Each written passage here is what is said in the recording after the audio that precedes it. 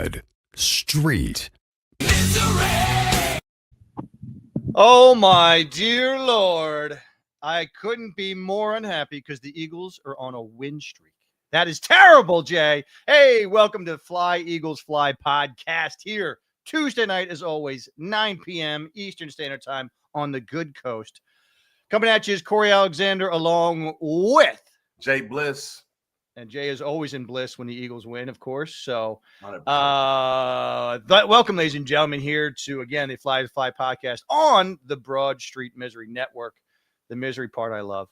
And as always, you can follow us always on X and Apple and Spotify and Facebook and all those good things. So make sure you do that. Tonight, we're going to have a special run of the trivia contest because we're going to give out extra prizes tonight. So if you get the trivia night, we can give you 2 prizes to send out to you.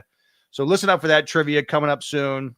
We want to get some good prizes, some good trivia tonight, Jay, which I know you'll love. Let's get to some quick notes that came out, and we'll talk about the game in about 2 seconds. Real fast, we got to talk about what came out today, which was indeed the Pro Bowl, Jay. Right. So let's talk about the 5 Eagles who made it. The only starter, which I found a little ironic, was Jalen Carter, who hasn't even played in 3 or 4 games. But you also had Cooper DeJean, Quinyon Mitchell, Zach Bond, and Cam Jurgens all as voted in as backup, but right into the Pro Bowl. Let's talk quickly about the Pro Bowl alternatives. I don't know if you saw these, the alternatives. Second alternate, actually the closest one that could probably sneak in there and probably will because always people bow out or injuries is Jalen Phillips. Is right on that cusp of getting in. Third alternate is Saquon Barkley and Dallas Goedert. Now, here's the thing with Dallas Goedert. I think it's kind of a bit of snub. The guy's leading the league in tight ends in touchdowns. So, but I got to say, Jay, he's going up against Trey McBride and George Kittle. Yeah. You can't argue with those 2 guys. They're having a hell of a season. Not at all. But, the one that surprised me is Cam Jurgens. Real fast. Fourth alternate is Keely Ringo for special teams because that's really all he's worth because he certainly ain't for defense. The last but not least, 5th alternate, if it means if everybody dies, they can't make the Pro Bowl. Jalen Hurts is going to the Pro Bowl as the 5th alternate. So let's get back to the overall feeling of the Pro Bowls. Again, you got Cooper DeJean, Quinyon Mitchell, Zach Bond, Jalen Carter, and Cam Jurgens. Your thoughts? I don't know. I think Jordan Davis should have been looked at as getting in. I think he's had a phenomenal year. Cam Jurgens is a surprise to me of getting a Pro Bowl nod. I don't know. I don't know how much it is just based on reputation because a perfect argument is Jalen Carter getting in, Jordan Davis not. Now, if you looked at the whole season, as us Eagle fans do, Jalen Carter, what he does are the unmentionables. Sure. He does his job so other people can eat. Well, this is a perfect year where somebody was eating up a storm and didn't get recognized. But Jordan Davis has been doing this without Jalen Carter in the game as well. So I think he should have gotten a nod to get a Pro Bowl, at least an alternate spot, just to get recognized. But you know what? Some things go unmentioned. You know what I mean? It's like you don't recognize a person and then they ball out of control because they didn't get recognized. So hopefully that will be there. As far as the offensive line is concerned, as bad as this offensive line has been, anybody from that offensive line getting in a Pro Bowl this year is surprising to me. I think Lane Johnson should get automatic just because of his longevity and the fact that he is who he is. But come on, man. Yeah, I mean, if you look at it first of all, letting people eat, Jordan Davis has just killed Old Country Buffet, if that's the kind of eating you're talking about, because he's done it up. But the problem is with Jordan Davis is we all know his value. We know like you mentioned it. We all know Jalen Carter's value can be much beyond in the actual end of day statistics. Jordan Davis, I feel, has kind of gone on the same way. He's not even the top 10 of D tackles sacks, and that's because it's just not his thing. So it's very rare for a quote unquote run stuffer, which is really what he is, to get that kind of recognition. So I don't feel like it's a snub. I mean, he wasn't even as you can see in the alternate. So I think the league recognizes, look, he's a great player. He's just not a Pro Bowl guy because we look at sacks. We don't look at all those intangibles. Tackles, batted down passes, all of that stuff matters, man. Of course, yeah, it does for us, but not, again, not for the fans, number one. And fans have a third of the vote. So then you have players and then you have coaches. So the third of that vote, you're never going to get the players to recognize Jordan. The fans ever recognize Jordan Davis. It's just not going to happen. I agree with Cam. I mean, Cam isn't even in the top 10 of, centers right now by Pro Football Focus. So I don't know how you're putting him in there as, even as a backup. I mean, if he's an alternate, fine, but he has not had a good year. Dickerson has not had a good year. Now they're both injured, so that's some reasons. Right. I'm not saying because last year was night and day. You know what I mean? Like we didn't have this conversation last year. Yeah, but we know this year that both of them have been not up to standard. Correct. So that's where it's the head scratcher. Yeah, and it's weird to even have Steen is actually like rated higher on both Cam Jurgens and Dickerson, which is crazy. He's played though, so he hasn't been out. Right, I know, but even though still like Steen is still rated higher than those two, and we look at him as that he sucks, which is so ironic. Right. I think Lane should be voted in not just because of his stature, but because he was the best right tackle in all of football until he got injured. Yeah. So he not only because of his reputation, but also because he deserved it. I don't know how you even leave Lane off there. It's just ridiculous. I mean, Jalen Carter hasn't been there. Like, again, he missed the first game. He's missed the past 3. He's missed like a quarter of the games. And how do you put him in as the starter? If you're going to put him as the starter, you got to have Lane as a starter. If your criteria is missing too many games, I don't know how you can. Well, I think you put Jalen Carter as a starter because there's no other Jalen Carter in the league. There's not. I mean, he is the defense. When you think of defensive tackle in the league, he's that guy. Him and Lawrence from the Giants, right? Yeah, Dexter Lawrence, and then the guy who went to Dallas, Quinion Williams. Quinion Williams, yeah, he was the other guy. Like I said, Jalen Carter is far above beyond. Like you look at the top team, one of the top teams in the league, top defensive tackles. I mean, you're going to pick Jalen Carter as a starter. Yeah. So, I mean, certainly Coop is the best slot in the league. There's no doubt. Q has got to be an all-pro based on the year that he's had. He's got to be an all-pro. Yeah, so if they pick him as a backup, like an alternate, who is the starting cornerbacks for the NFC? We'll go to that right now. So here's the actual, if everybody wants to really know all of the good stuff real fast, we can do this real fast. Here we go. So for the Pro Bowl stuff, here's the NFC roster. Looking at all of the starters and everything else. So the 3 quarterbacks were Stafford, Darnold, and Prescott. That seems about right. There seems like the 3 top guys. The running backs were Gibbs, McCaffrey, and Bijan Robinson, or Bijan, something like that. He told us we're not pronouncing his name right. I saw that in the preseason, but I don't know his thing. Hey, win more games. We don't worry about that. Win more games. We don't worry about how I pronounce your name. The guy Kyle from San Francisco, he's gotten the fullback for the past 11 years in a row, so he's always going to be that guy. The 4 receivers were right on. Puka, Jackson, Smith, George Pickens, and Amon-Ra St. Brown. So that all seemed about right. Again, Trey McBride, George Kittle, can't argue with those two. The tackles were Sewell, Wirfs, and Williams. They keep saying Sewell, but Sewell didn't have a good game against us. Like, he didn't have a great year. Like, that's what I'm saying. Like, y'all, they put Penei Sewell in every year. Like he's automatically. He's not better than Lane Johnson. I don't care what y'all say. He's not better than Lane Johnson. And he's starting. He's starting over Trent Williams. Y'all can mark my words right here. I don't care about any Detroit Lions fan. You can say what you want to say.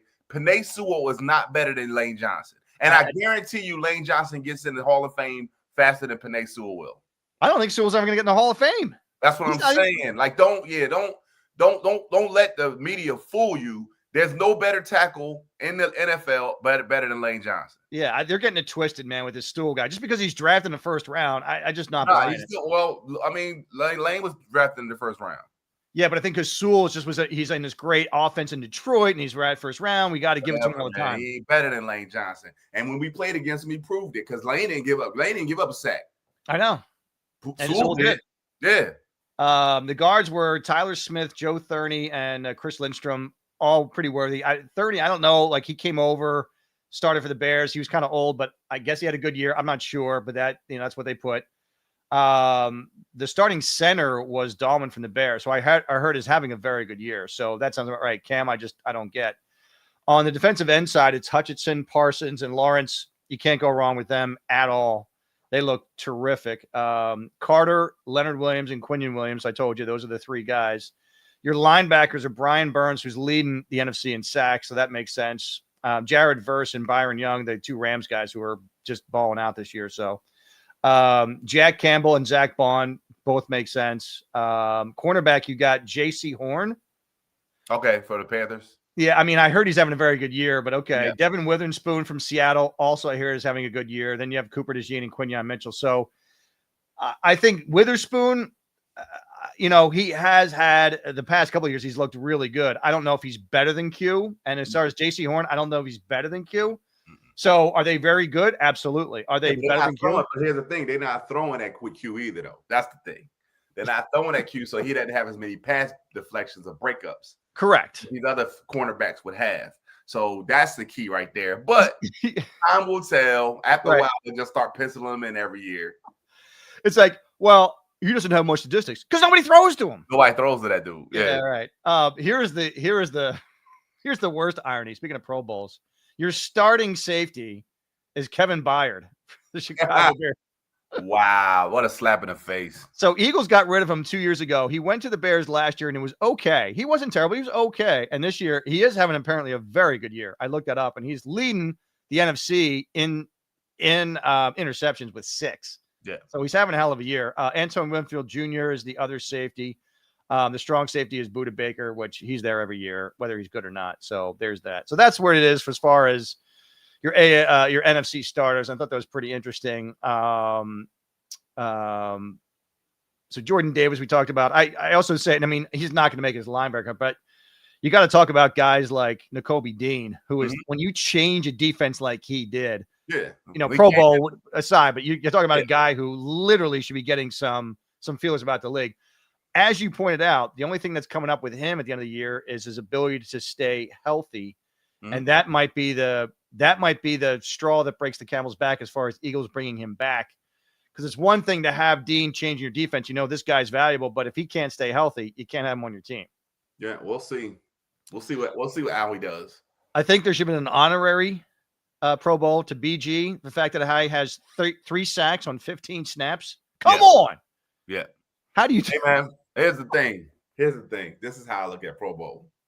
Don't even matter because we don't want to be playing in that game anyway. Yeah. Oh, I know. That's the last thing I want to say. Like if you're worried about whether you got into the Pro Bowl or you playing, you don't want to play that game anyway. You want to be playing the following week. So let's see what happens here. All right. So last topic before we get to the game. You are Sirianni, although you don't look anything like him, but you look, maybe a little like him. No. Are you resting any of your players the next 2 games at all? No. Even for the last game? Yeah, maybe the last game or maybe the second half of the last game. Here's the thing. I was thinking about this like more after we talked after the game on Saturday. We need momentum. We don't need to fall back into a place of inconsistency. So we need to continue this path with the offense to see if we can keep this thing rolling and us putting up 30 points a game. Because I don't want to get into a point where you take time off and then you rusty and you got 3 and outs for the first series that you have in the playoffs. Like, that's ridiculous. You know what I mean? So I want to play your starters. Like, we should play everybody in that Buffalo game. And we should go in there with the idea of treat it as a playoff game. This is a playoff caliber team, quote unquote. And let's see what we do. I don't think Buffalo can even be on the field with us, to be honest with you. Yeah, I like the idea of playing the starters completely and full on for that. Because here's the thing, we could find out even before the Buffalo Bill games happens if we're locked into the 3rd seed. And whether we are locked in the 3rd seed or not, which I believe will probably be 3rd seed no matter what. I don't see us going to the 2nd seed, but here's the thing. I don't care if we 2nd or 3rd seed. We already know we're gonna play an NFC West team. We know that for a fact. Right, exactly. So it's either the Seattle Rams or the 49ers. We're going to play one of those teams. Yeah. And so I want to make sure how we match up against Buffalo. If we destroy Buffalo, I'm super confident. Right. I'm going in the playoffs like we about to wreck shop. This is the team that nobody wants to see. If we go in there, we look at trash, I'm gonna be like, yo, we probably not gonna get it together. And we probably is gonna celebrate this NFC championship. NFC East championship. NFC East. Yeah, the NFC East championship back to back, and then figure out what we're gonna do in the offseason. But Right. I'm gonna find out a lot over this next game. I think the game, it won't matter anything. Like that won't matter. And we're about to preview that Buffalo game because there's some interesting things I got to throw at you for that game. So let's get to the game review. I thought the biggest thing that you and I talked about already, but I think to share with the viewers is the way that they overcame the wave of that game. Because this game started out poor, and the arc started to go a little bit, but the arc didn't start to happen until like the third quarter. You had Will Shipley's fumble right off the bat, field goal there. Then Jake Elliott missing a field goal. Then he misses another one. Oh, but you get another second chance, and he still missed it. So technically you had 3 misses, even though 2 only counted. And then a penalty wiped out a touchdown. You had Dotson, who probably could like rub it in their face. Then they got called back. So it was one frustrating thing after another. Then you had some other things that were there's penalties, pulling stuff back and killing drives. So I think you saw that when Hurts had the TD pass to Goddard, and then Saquon had the 12-yard TD run. A lot of shit happened, and then Cooper DeJean, of course, as well with the pick. So just that the wave just kind of came late, but that was a good sign. You're talking about good signs for the playoff. To me, that was one of the best signs that we've seen so far with this game. Yeah, I agree. It did look sloppy in the beginning. I think if Mariota stays in the game for the whole game, I don't think it changes much. He didn't look good at all against our defense. And he wasn't running either, no, which was good for us. No, and that touchdown drive that they had, penalties had a lot to do with that. Not anything major as far as plays. One big play came against Adoree Jackson. But then again, in the red zone is like where I felt like we had the confidence. Crosby Merritt, their running back, he is going to be a problem. Yeah, that guy's good. That guy's really good. He is a good running back. But for some reason, Washington always messes up their running back situation. Like, for some reason. Yeah, what was that guy? Robinson Jr.? Had like Brian Robinson or Brian Johnson, whatever. Brian Robinson, and he's out in Seattle now, not doing anything. Like that's what I'm saying. They always find a way to mess up this running back situation. So Crosby Merritt, he looks good right now. Like at this moment, he looks good right now. But this week, next year, he might not even be on the team. For some reason, they find a way to mishandle their running backs every year. So it's true. I don't know. Maybe it's a way the Eagles can get him. I don't know what's going on, but he is going to be a problem. But they will find a way to because Brian Robinson, whatever his name is, he looked like that the year before he started having the fumble situation. And now he's third string, getting like 3 yards a game. 100%. So we'll see. We'll see what happens, man. Play action is looking very good with this team. Yeah. Play action is looking much, much better. Just so you know, for all the fans out there, the first and last TD both came off of play action underneath center. Yeah. Yeah. So that is so good. And by the way, since that 4 interception, 5 turnover game against the Chargers, Hurts has got 5 TD passes, no turnovers, and he's completing 76% of his passes. Yeah. I did think the second drive was a little sloppy. He missed a wide open A.J. Brown twice on that drive. Yeah. Then they missed a field goal, of course. The only problem, and I was talking to you about this, the only problem I have, and I don't know why, there's sometimes where I need to understand what Hurts is doing. So on the 4th down play, to remind everybody of that drive, he actually threw a pick, and that was called back because of the holding against Goddard, and that's the one we missed the field goal. But he's looking at AJ. He's the whole time, since the snap of the ball, he's looking at AJ, and then AJ goes along and he's pointing at him, and then he throws at him. So how did he not think that safety was going to go, are you kidding me? You're looking at him, you're pointing at him, and I got a head start, and you're still going to throw it?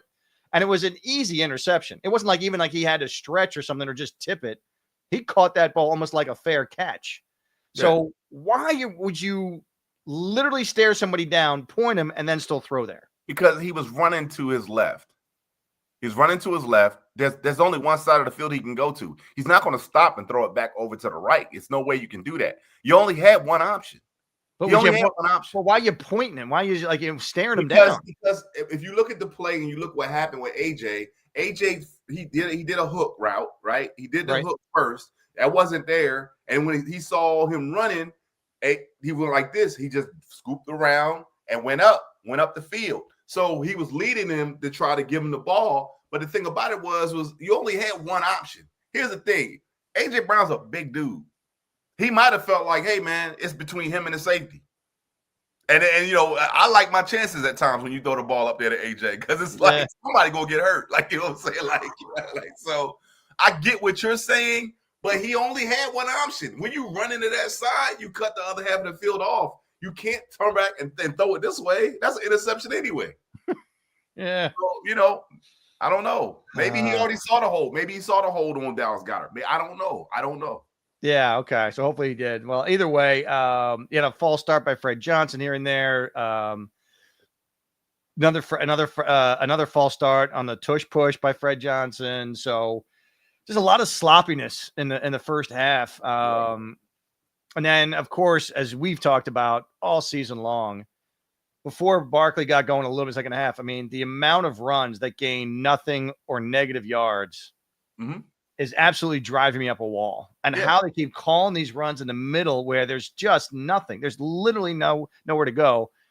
And on the one Barkley run where he ended up going for 48, Cam Jurgens runs right past the nose guy. I mean, he just went right by him. Yeah. And Cam didn't even turn around. Now, if Cam's got it wasn't a chip or anything. He had to do was spin to get past him. And the thing about it was, I'm like, is that a design to let the guy go through? That's what I'm thinking too, because it was so blatant that he just let him go. Right. So that's the crazy thing, because I saw that clip and I was like, the first thing about it is like when I saw the Pro Bowl, I'm like, Pro Bowl? Like, did we all see the last play? Like the same play that we just talked about? You know what I'm saying? But I don't know. I don't think if that's a design. I don't think that's a design because the guy it's one thing if that play was designed to do a toss out. Remember they did on the Redskins thing on the toss out, right? That's a different thing because you can let that guy go because he's not going to catch Barkley on the backside. But when the run play is to go up the middle and he's coming right at you, that was not by design. There's just no way. Right. That's just Cam. I don't know what he's thinking, but that guy There's no way his assignment is that linebacker. It's no way that's his assignment. Well, he went out there way too fast. I mean, the first guy shouldn't be the first guy is that guy. If he had pulled it back, if he had pulled that back to throw it, he would have been all the way down the field. He would have been called for illegal man down the field. Oh, absolutely. Oh, illegal man downfield. He could have caught a pass in the end zone. He was so yeah. I don't know, man. I'm not privy to that information, so I don't know what way that play was supposed to run. I'm saying no way. Circled a couple times in the meetings and be like, dude, what? I hope Stoutland's like, dude, man, what the fuck are you doing? Like, I'm sure even Stoutland's like, you got to explain this to me, Cam, because I don't know what the hell you're doing, man. What the hell? You can't turnstile that guy and think you're doing your job. Right. The other thing, just some general stuff to the run game back. Possibly the first 7 games, the run game was averaging 53 yards per game. And this is just Barkley himself, 3.3 yards per carry. The last 8 games, Barkley's doing 88 yards per game, 4.8 yards a carry. I wouldn't say it's fully back yet, but it's pretty darn close. 4.8, I can live with. 1.8, I can live with, bro. 2 runs, baby. 2 runs and a tush push. I can live with that, bro. Yeah, right. I can live with that.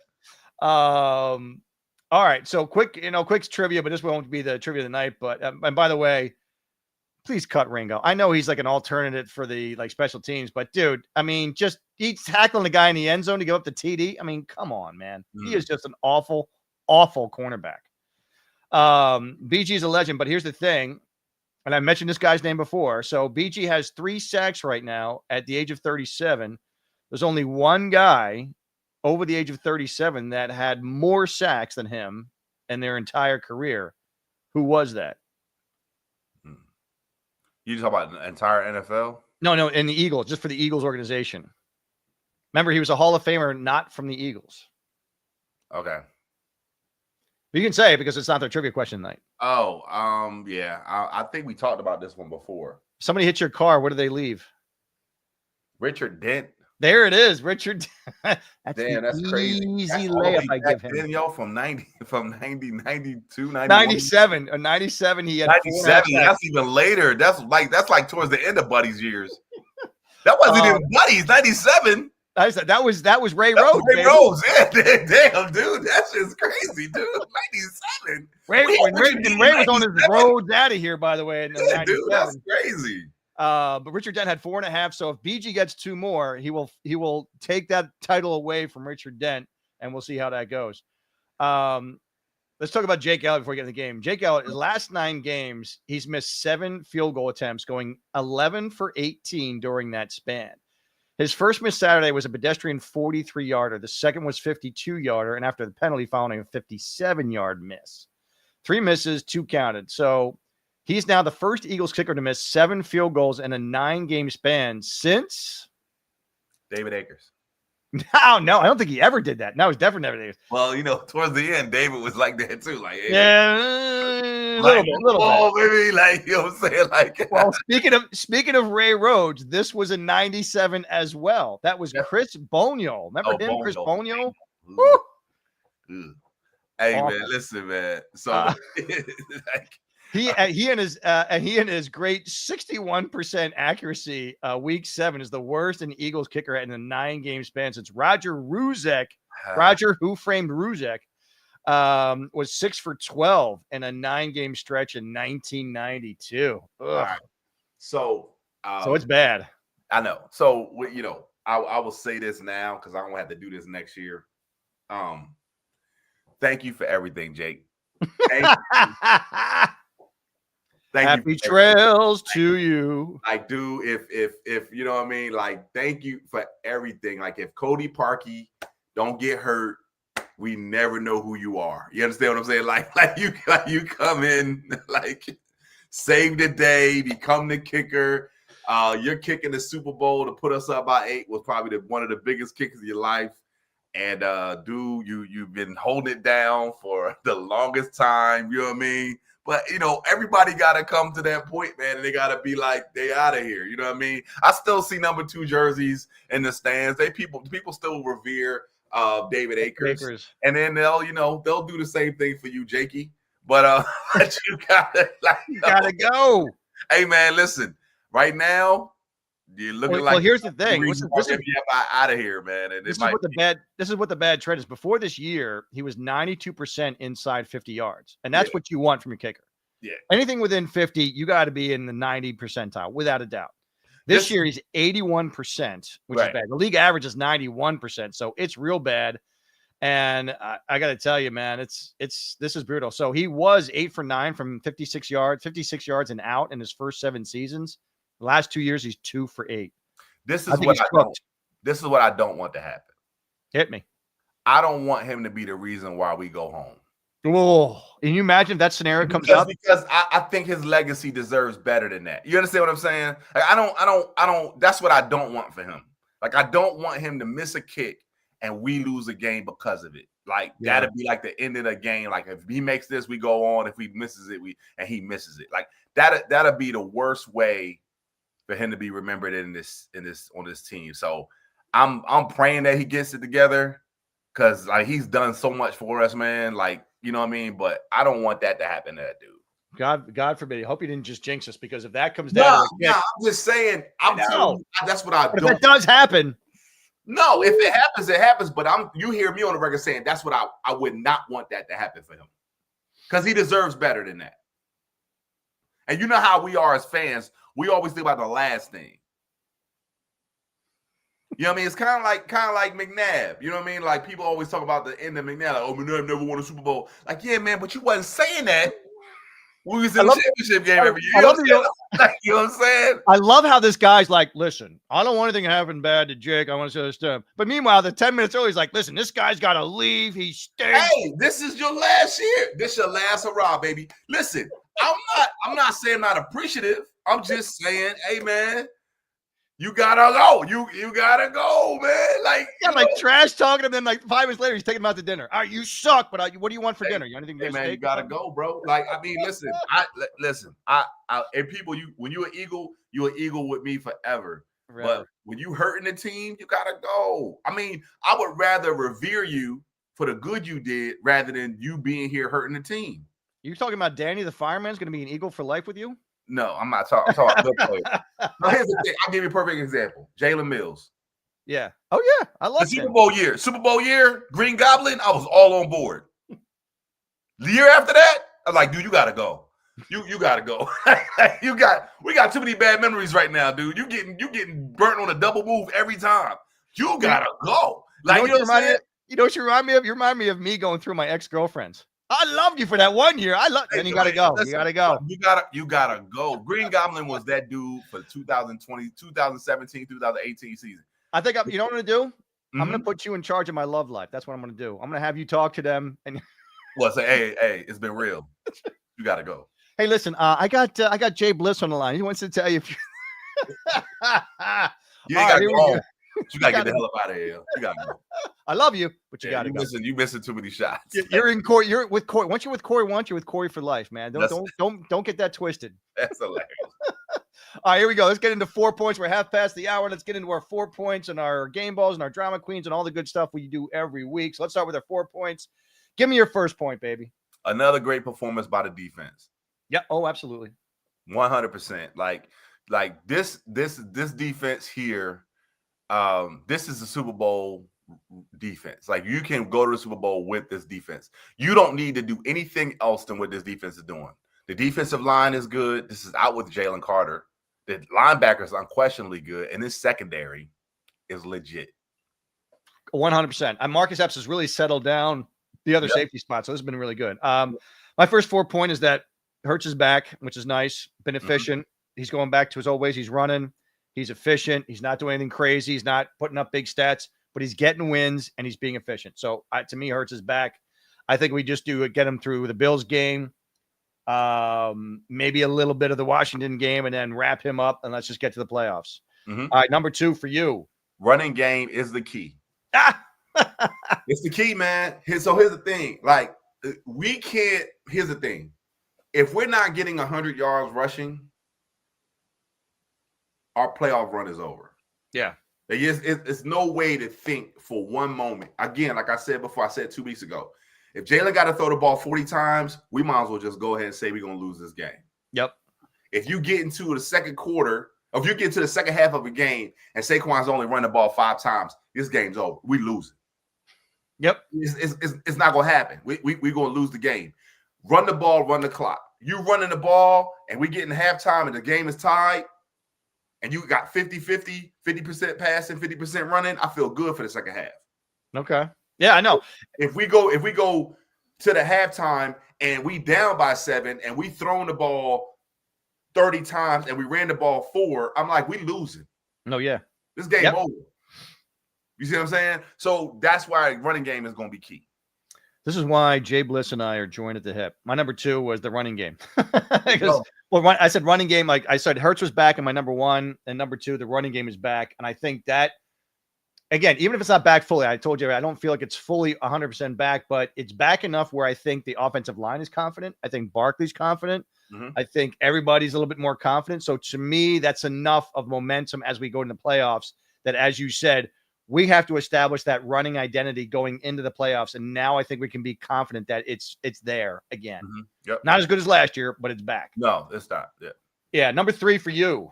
Jake could cost us a run. But I love him. Man. But I don't, like I said, man, like it's a concern. Yes. Just like our kick return was a concern for for 4 or 5 weeks in a row. Right? Oh yeah. It's like this right now is like concern. Like this is like number 2 on the list right now. You understand what I'm saying? Like that is a huge concern right now. Yep. I agree. I couldn't agree more. And I don't know what he can do over the next 2 weeks. It's gonna make me say, "Oh, he's back." Like I'm like, nah. You messed them shits way too easy, bro. Like oh, we only kept Dicker the kicker. Yeah, right. Nah, we couldn't keep him. We needed Jake for the Super Bowl last year. We basically have the same 4 point, because number 3 for me is the defense is still very strong, and that is really, really good to see. I mean, again, the past couple of weeks, the competition has not been great, but we've talked about competition even when it was great, and they were spot on. It's a wonderful thing to see this defense. You're strong on all 3 phases: line, backer, and line, then the backers, and then the secondary. All 3 phases are just absolutely phenomenal and deep. And this is the thing. Myles Garrett is on the verge of setting the sack record. Mm-hmm. And here's the thing. Would you rather have one guy getting you 24 sacks, or would you rather have a whole line just coming at you in waves and nobody's getting more than 10 sacks a year? I'd rather have the whole line, because you go all the way back to when we had Reggie White, Jerome Brown, and Clyde, and everybody else that was on that line. Like, it was like, dude, like, who are you going to block? It's coming from everywhere. Yeah. that quarterback's just like, oh God, I can't move. I mean, you think about last year, the Super Bowl, there was not one person that was just doing everything. It was everybody. It was all coming in waves. Smacked by everybody. And that's what you want. Even Jelix Hunt, who, like, we're like, who the hell is this guy? And he's coming at you strong. That's what you want. Yep. So that's number 3. Number 4 for you? Patulo's not off the hook. We talk about all this other stuff. They're trying to kind of sweep up under the rug. Not for me. Still see you, dog. I still see you. Ain't doing shit. Listen. Oh, no, let's do it again, man. Evan Patulo's out there. We can get the hell off my team. Get happy about Jalen being under center. We can get happy about the offense looking a little bit better. The run game start moving and things of that nature. Patulo, bro, like, nah. You still ain't off the hook, man. Yeah. I'm still watching. You know what I mean? But here's the thing. Don't let it get overexposed, because we about to play these better teams. Right now, we playing some trash teams. We can build our confidence up in it, but that playoff game goes a playoff game. That's a whole different monster. And let's not get up in that game and go 3-3 and outs. Yep. If we go 3-3 and outs, we got a Chicago Bears game all over again. Yep.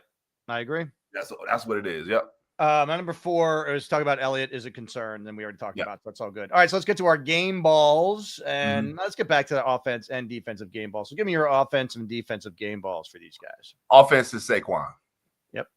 I felt Saquon did his thing, and the dude ran like he was running last year, and I was like, I'm all for it. He ran like he was angry at the grass. Yep. Defensively, I got 2. Cooper DeJean and Quinyon Mitchell.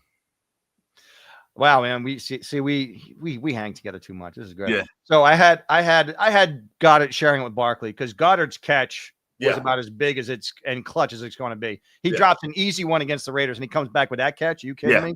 Yeah. That's where this guy's money. So Goddard and Barkley, to me, share the offensive ball. Defensively, again, I agree. Cooper DeJean. But I put Dean in there before he got Cooper DeJean and Quinyon. It's the same thing. Those guys absolutely just shut things down. There was just nowhere to pass. They were on lockdown. They were on lockdown mode. Yep.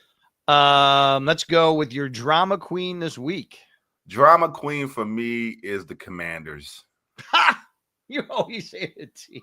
It is, man. Because like, listen, man, that little fight that was unnecessary, man. Like, that was dumb. Yeah, man. Like, come on, man. Stop. Quit. Like, y'all was so mouthy, right? Like, it's funny. It's ironic how your quarterback gets hurt. Your backup quarterback gets hurt in the game and has to leave, and the backup comes in, right? The roles were reversed. This was the same situation when y'all hurt Jalen Hurts. Yeah. Same situation. The game get out of hand, whatever. Okay, we went for 2. Our kicker missed 3 damn kicks. And y'all mad, why you go for 2? Because our kicker ain't making shit. Like, why not go for 2? Now, here's the crazy thing. You could have stopped the 2-point conversion. Yep. Just like you stopped the tush push twice. You literally stopped the tush push twice. Yeah. Did we get mad at that? No. Y'all played defense. Why couldn't y'all play defense to stop the 2-point conversion? Oh, but we made the 2-point conversion. Oh, now that's out of hand. It isn't, because you could have stopped that very easily. But you came down and scored, and you made it a little close. Here's the crazy thing. If you had stopped the 2-point conversion, do you think we would have got mad and wanted to fight? We'd have been like, damn, good stop. Yeah, right. Y'all would have been like, yeah, don't be trying to disrespect us. Y'all, we get a 2-point conversion. Oh, that's out of hand. Is it? Just like y'all did a fake punt in the playoff game. You remember that? Y'all did a fake punt in the playoff game and got it. Did we get out? Oh, that's out of head. No. We could have stopped it. We didn't stop it. Well, of course, that was at the beginning of the game, so there was It nothing. doesn't matter. It's I knew called it. I knew he was going to say that. for a reason. It doesn't matter. Defense. If your defense was good, you ain't got to worry about the jerk plays. Speaking of fighting, my drama queen is DK Metcalf, dude. Now listen up, kids. And I want all the kids out there.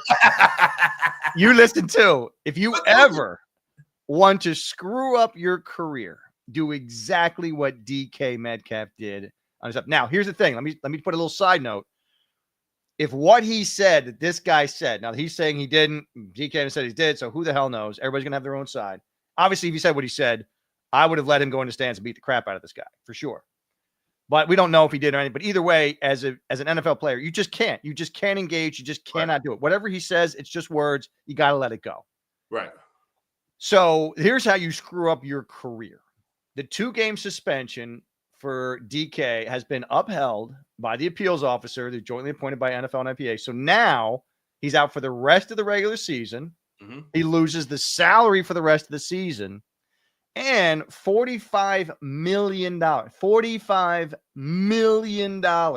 in future guarantees are now officially voided because he did not finish this year, which he had to do on the active roster. That's crazy. So including a $25 million guarantee, minimum guarantee for 2026, which is now voided. That's crazy. For one incident where you had to pull on a guy in the stands. That's crazy. That is drama queens, my friends. And that, as we say, is that. All right, let's move on to our grades. Yeah. Give me your quick grades on the Eagles. Offense, I gave a B. Defense, I gave an A. Special teams, I gave a D. Ooh. And coaching, I gave a B. Okay. Yeah. I had a similar. I had offense had a B plus because I still thought that they scored close to 30 points. I mean, that's about as good as you're going to do.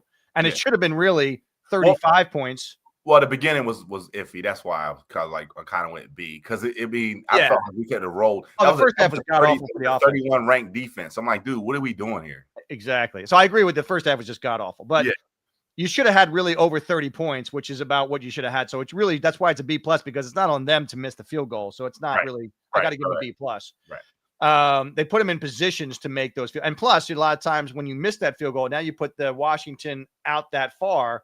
Again, you're putting a lot of pressure on that defense. Again, it's not the defense's fault. Worried about it, though. You let me finish. All right, go ahead. All right, the defense I gave an A. The special teams I gave a C minus. Mm-hmm. I know you got a D, but it's not all Jake Elliott. I mean, the other special teams are actually give him a C because it's not all Jake Elliott. Everything else, the punting was fine and everything else. The coverage was good, so you got to give him props on that.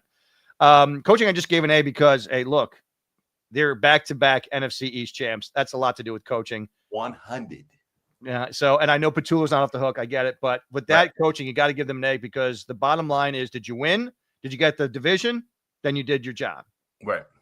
Offense, let's just get into the deeper stuff. Hurts was 22 of 30 for 185 yards, 2 touchdowns. Again, very good.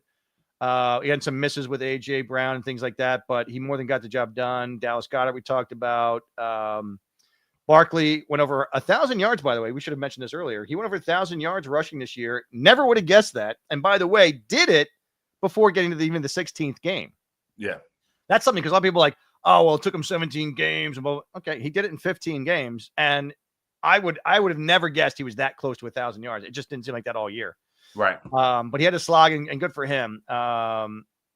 Barkley's best run of the year was that little spin move, the 48-yarder. That was magnificent. I loved it. And by the way, P.S. to the running game, Tank is looking good. Yeah, we're going to be good with that backup. Yep.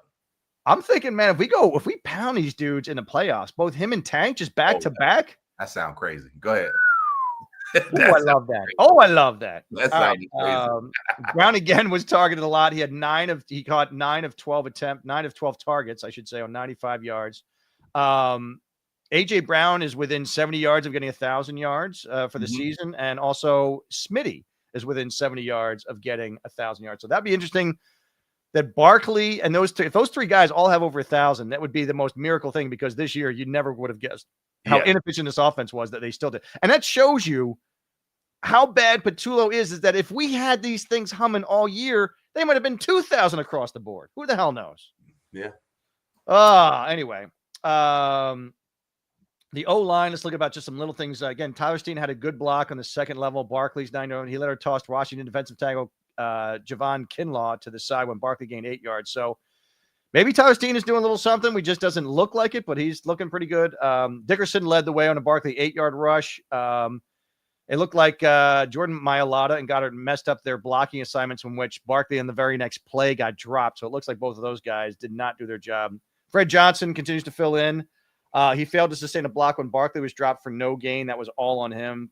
Cam Jurgens, we talked about as well. Pass protection, by the way, always looks fine. The only thing was Barkley. I don't know if you saw this, but when Wagner had one of his sacks, he went right past Barkley. Right past him. So Barkley's blitz pickup is still questionable. I don't know why he's been the baddest. Maybe that was always one of his things, that he's just not good at it. But this year it's been real up and down with Barkley on blitz pickup. So that's a got to be improved in the playoffs. Yep. Real fast, I'm going to get in the defense real fast, but we got to remind each other of this. Jay, Jahad Campbell, 21. Cooper DeJean, 22. Jalen Carter, 22. Jalen Hunt, 22. Quinyon Mitchell, 22. Mora Ajomo and Tanks Bigsby. They're all 24. Nolan Smith, 24. Jordan Davis, Nakobe Dean is 25. And Jalen Phillips and Reed Blankenship are 26. You've got half your starting defense under 26 and under. That's incredible. That's incredible. Yep. Jordan Davis was a monster. I thought Nolan Smith, by the way, stepped on Mariota's hand, which knocked him out of the game. So didn't do it on purpose, but good for you, buddy. Jelix Hunt had I thought he had a pretty strong game. Brought into coverage, defended a swing pass. Brandon Graham was playing great. Nakobe Dean again was replaced by Jahad Campbell. I think Campbell was solid. I don't know if you looked at him and all that, but he was targeted on the Deebo Samuel choice route that resulted in a 14-yard catch and run. So he didn't mess that up, but I thought overall he played pretty good in Dean's stead. Zach Baum was terrific. Adoree Jackson had a few leaky moments. He got toasted by Terry on that outside 40-yard catch, which I told you was going to happen. Yeah. And he also got toasted on Treylon Burks on that 24-yard catch over the middle. So a little leaky, but not horrendous, but leaky. Q, a great. Cooper, great. Reed Blankenship and Marcus weren't really tested much. Not that I saw, unless you saw something. No. So then Blankenship did miss an open field tackle on a 13-yard run up the middle. I think he took a bad angle. So that was like, he does that sometimes too. He'll miss a tackle, which is unlike Blankenship, but he does do that from time to time, unfortunately. Again, Elliott for this season is 70% on field goals. Ugh. He's 6 of 9 from 40 to 49, and he's 4 of 8 from 50 to 55. So not good. Elliott made is just so he's a 70% of the season. Brandon Mann, by the way, almost 44 yards net punt. That's always good. Anything over 43 is outstanding for net yards. Net yards punting, by the way, not gross. Will Shipley with the fumble. Oof, not good. But anyway, from Dan Quinn, we both talked about this. Not sure why he didn't go on fourth down, but that really helped us a lot that he never went on fourth down. Yep. That covers the coach and stuff. Oh, by the way, real fast for Nick Sirianni, just for you guys who are Nick Sirianni non-fans. Nick Sirianni is one of 3 Super Bowl era head coaches to make the playoffs 5 times and win 3 division championships in their first 5 career seasons. That's unbelievable. One of 3 coaches since the Super Bowl era started in the 70s. Yep. All right. The others who did so are Bill Cowher and Chuck Knox. Guys who are not even around anymore. So that's pretty damn good. So Nick Sirianni has 5 seasons, 5 playoff bids, 4 10-plus win seasons, 3 NFC East titles, 2 Super Bowl appearances, and 1 Super Bowl ring. I don't know how you got any better than that. Good stuff. All right, so now that we're 10 up here, let's get quickly to the Eagles stats. Eagles offense, 22nd overall last week, 22nd overall this week. Graham's number 1 at 390. Eagles passing went from 22 to 23, so they actually went down a little bit. Dow's still number 1 in passing. Eagles rushing went from 19th to 15th, Jay. Okay. They're at 121 now. The first time they've been over 120 yards all season. Now, the number one rushing thing, which we'll get to in a minute, is Buffalo. Scoring-wise, they went from 18 to 16. They're now averaging 23 points per game. The first time they've been over 22. And Rams are now the highest at 30. On the Eagles' defensive side, Eagles' defense went from 14th overall to 12th overall, creeping up to the top 10, baby. Right, Yeah. Jay? They're letting up 315 a game. Houston's still number one at 270. They're now from 10th in passing to 7th in passing. Cleveland's number one at 192. They went from 22nd rushing to 21. They're at 123. Jacksonville, which we'll talk about, is at 87, giving up only 87 yards rushing a game. The defensive scoring moved in the top 10 last week. They went from 6 to now 3, Jay. Yep. 19 points per game. So they're under 20 for the first time all season. And Houston is still number one at 16. Mm-hmm. Who was your top 5 last week? Give us real fast your top 5 now. And nothing changed. I got the same as the same. Everything Same. Okay. Yep. All right. So then same. My last week was Rams, Broncos, Bills, Pats, Seahawks, and that did change. All right. Okay. So this week, top 5. Give me your number 5. Seattle. Okay, Seattle. Interesting. All right. My number 5 is San Fran. Okay. Number 4 for you. Bills. Bills. Okay. Number 4 for me is Jacksonville. Mm-hmm. Number 3 for you. Eagles. Eagles. Number 3, Broncos for me. Number 2 for you. Rams. Rams. Okay. Number 2 for me was Pats. Number 1 for you. Broncos. Broncos. Number 1 for me was the Seahawks. They're on a 6-game streak. I know they're not intimidating, but anyway, I mean, they got the momentum. They're looking good on both sides of the ball. They've got a win streak that is tops in the NFL. You got to give them some props, and I think I did. So rounding out my top 10, Bears, Chargers, Bills, Rams, Birds. I moved Rams down to just above the Birds. ESPN had number 1 through 5, Seahawks, Rams, Broncos, Pats, Jags, and the Eagles at 10. The NFL.com had Seahawks, Pats, Bills, Broncos, Jags, and Eagles at 11. I love it. I love it. I love it. Remember that picture of Jalen Hurts walking past those TVs? Yeah. I love it. I love it. I love the fact that y'all got him 10 and 11. I love it. NFL is not giving them a lot of love at all. Here's the crazy thing. You still forget that's a Super Bowl team from last year. The other one is gone. Got all these new kids on the clock running around playing in the street, right? All of them playing in the street. Oh, Jacksonville. Oh, look at Seattle. Okay. Go ahead. Keep on playing in the street. But that car is coming, baby. It got Eagles on the side of it. It's gonna hit all them kids in the street. Yahoo and Ringer have them at 6. CBS Sports at 10. Athletic has them at 11. Yeah. All right, let's get to our last but not least, before we get to our trivia tonight too.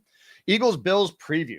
All right. Allen's injury, he did not practice today. The word is he's not going to practice tomorrow, but he will practice Friday. That is the rumor around town, is that he will play Sunday, but he is saving himself. His foot is very sore. No reason to push it. So that is the early speculation, is that he will not practice all week other than Friday walkthrough, and that he will play on Sunday. But it is not guaranteed, so we don't know. He did have an x-ray. His foot was fine. He did play in the second half, but he was terrible. So he was 6 of 7 for 86 yards passing and 17 yards on 4 carries in the first half. But in the second half, he was 6 of 12, 44 passing yards, no yards rushing at all on 3 runs in the second half. So it obviously bothered him, and it's going to continue to bother him, but we shall see how badly. Mm-hmm. I think it's going to change this game, Jay. Because Allen, by the way, leads the league in quarterback rushing with 552 yards rushing. So he leads the league in that. I would have to believe this foot injury is going to bear that down a little bit.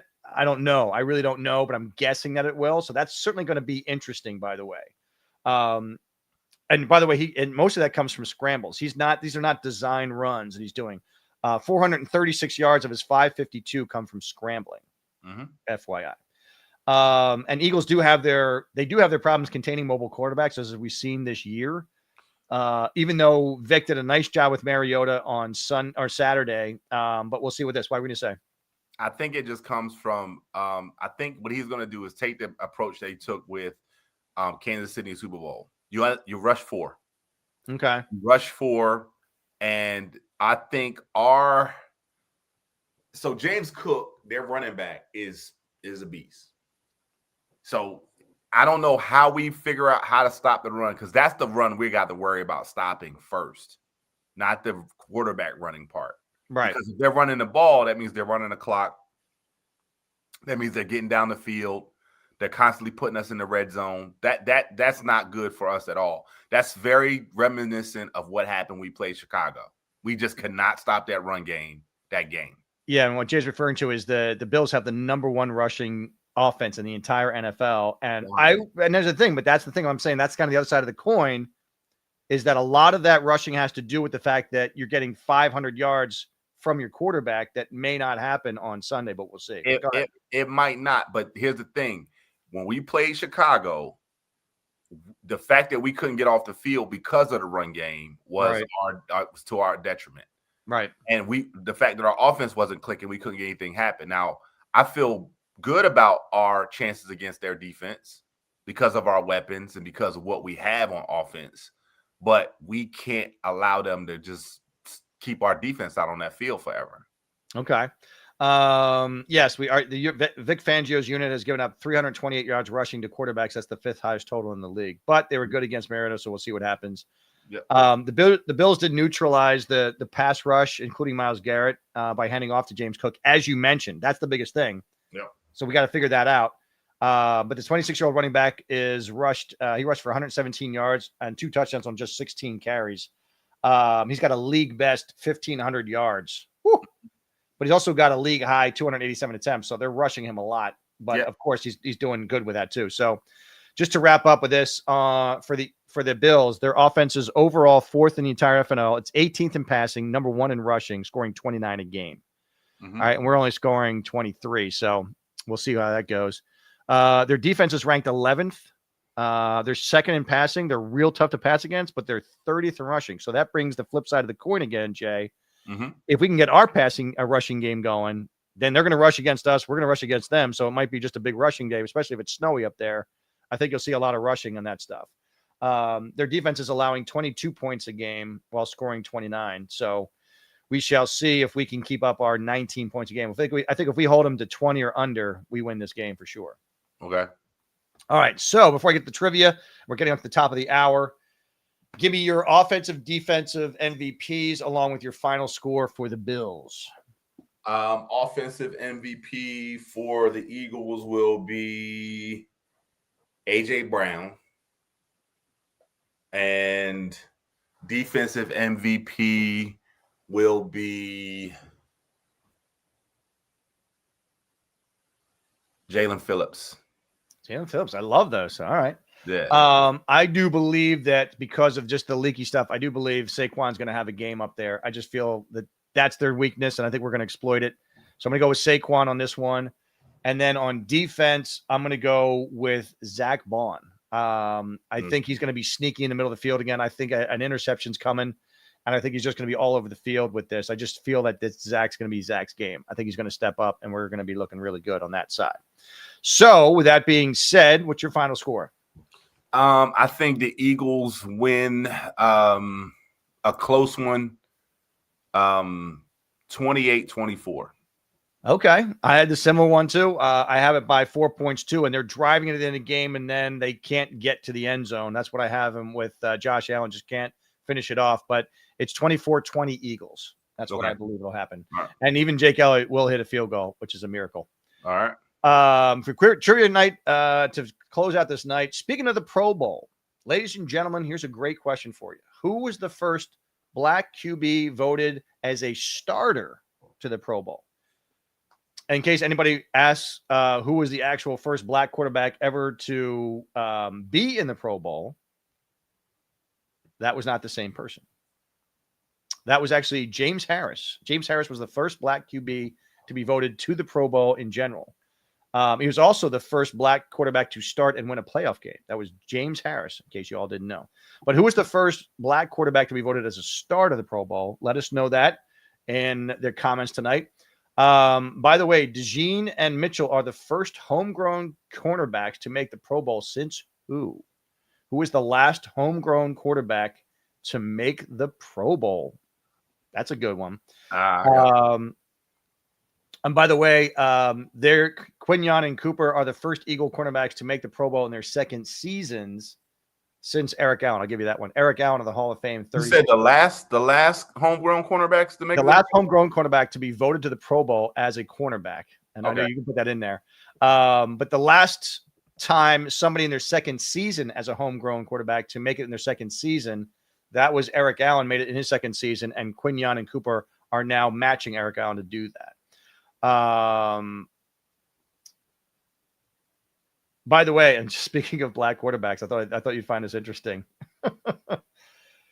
Who was the last team to never field a black starting quarterback during an NFL season? New York Giants. That is correct. Racist bastards. He told me this. He told me this year. And it was Tyrod Taylor. That only happened like a couple of years ago. That is correct. I don't like the Giants, yo. Y'all sick as hell, dog. The last team to start. Let me tell you something about my team. We lead the league in black quarterback. We lead the league in starting black quarterbacks, baby. I had to say that. The New York racist Giants. You heard me right here. He called Jackson Dart before it even happened in the draft. He's like, I guarantee they're going to get back in. They're going to get a white quarterback. I told you they weren't going to take Shador. I told you they were going to take Shador. I told you they were going to take Cam Ward.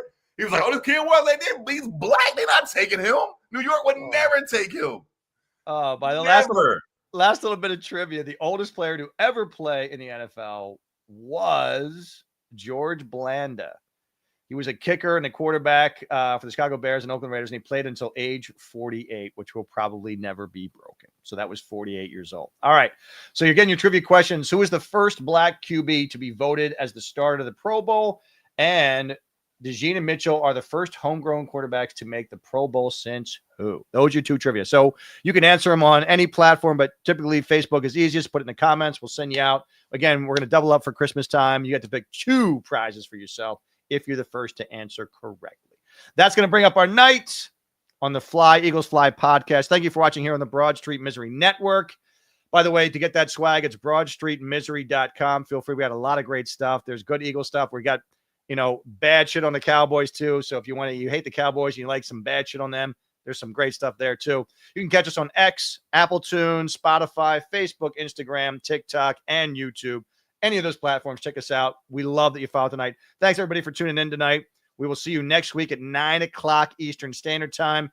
As always, I am Corey Alexander along with Jay Bliss. And we'll see you here every week on the Eagles Fly podcast on the Broad Street Misery Network. Good night. Go Birds. Beat the Bills. Go Birds.